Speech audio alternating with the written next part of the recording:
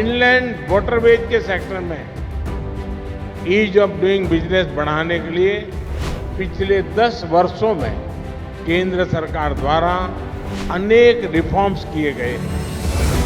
Modi government has taken a bold leap to transform India's transport sector by harnessing its inland waterways. The National Waterways Act of 2016 declared 111 waterways across 24 states as national waterways, giving a major boost to inland water transport, that is IWT. By prioritizing the development of 26 viable waterways, Modi government aims to enhance connectivity, trade and regional growth.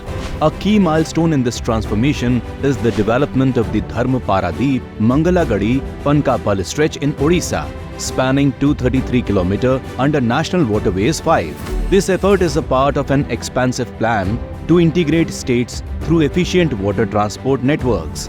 Under the Ministry of Ports, Shipping and Waterways, cargo movement has surged sixfold since 2013-14, with total traffic rising from 29.16 million metric tons in financial year 2014-15 to 133.03 million metric tons in financial year 2023-24.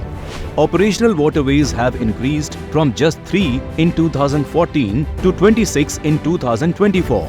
Modi government is working to meet an ambitious 200 MMT cargo traffic target by 2030, aligning with the Maritime India Vision 2030.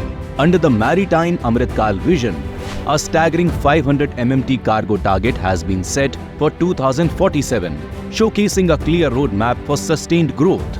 PM Modi ji's commitment extends beyond cargo movement.